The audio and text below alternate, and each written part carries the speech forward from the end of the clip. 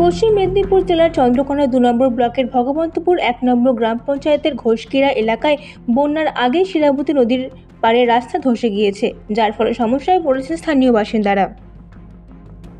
আমাদের হচ্ছে ওই বন্যাতে রাস্তা ঘাট সব বৃষ্টির জন্য বন্যা হয়ে সব ধসে গেছে। সেই জন্য আমরা গ্রামবাসীরা মিলে রাস্তাটা মেরামত করছি। আমাদের সামনে চাষ আছে, আমরা হচ্ছে ওই আমাদের ওইটি একমাত্র রাস্তা।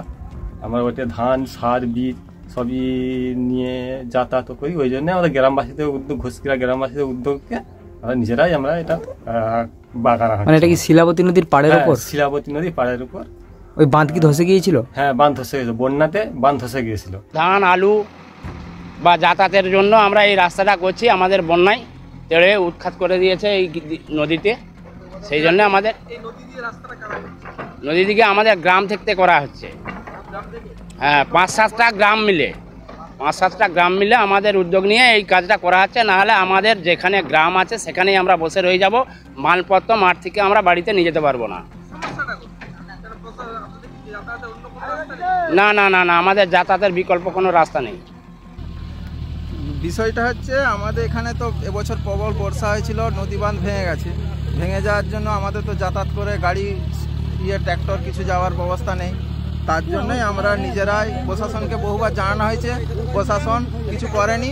তার জন্যে আমরা নিজেরা গ্রামবাসীরা মিলে তোমার বাঁশ থলি এইসব নিয়ে বেঁধে যাতে যাতায়াত করা যায় সেই ব্যবস্থাই করছি। হ্যাঁ, এটা গ্রামবাসীর উদ্যোগে হচ্ছে। প্রশাসন কেন করছি বলতে, দেখুন আমাদের তো এই জায়গাটা পুরো আমাদের যে 3-4-5টা এখানে যা 12-13টা গ্রাম এখানে আছে, তার সমস্ত গ্রামগুলোই কৃষি প্রধান এলাকার মধ্যে পড়ে।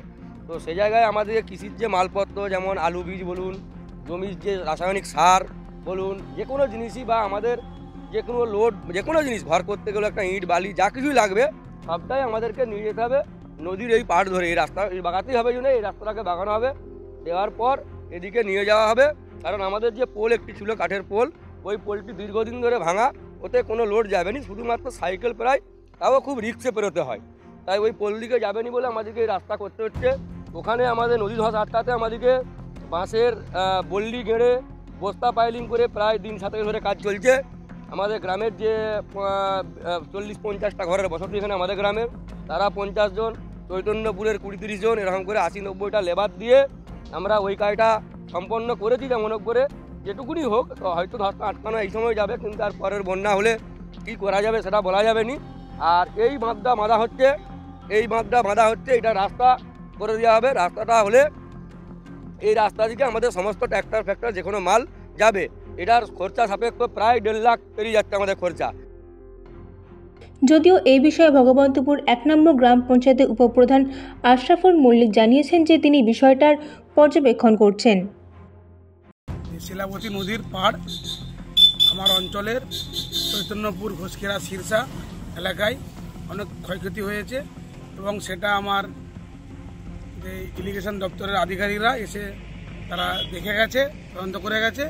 এবং যেহেতু এখন পশ্চিম মেদিনীপুরে ভোট চলছে, তাই পুরো পশ্চিম মেদিনীপুর জেলা নির্বাচন বিধির আওতায় আছে।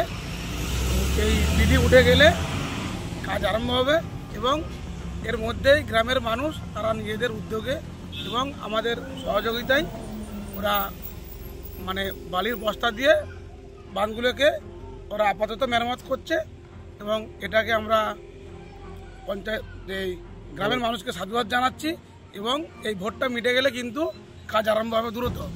আর আপনারা জানেন যে 100 দিনের কাজের টাকা কেন্দ্রীয় সরকার দেয়নি। তো 100 দিনের কাজ না হলে তো এইসব বাঁধ মেরামত বা রাস্তা তৈরি করা খুব সমস্যার মধ্যে পড়ছি আমরা। এবং তার মধ্যেও কিন্তু আমাদের মাননীয় মুখ্যমন্ত্রী তিনি চেষ্টা করছেন প্রত্যেকটি জায়গায় কিন্তু কাজ করার, এবং আমাদেরও আশা যে এইসব কাজ আমাদের মাননীয় মুখ্যমন্ত্রী তিনি করে দেবেন।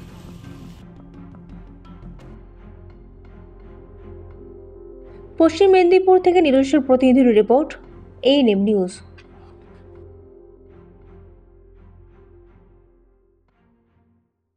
আরও খবরের আপডেট পেতে সাবস্ক্রাইব করুন আমাদের ইউটিউব চ্যানেলটি আর বেল আইকনে ক্লিক করুন নোটিফিকেশনস পেতে।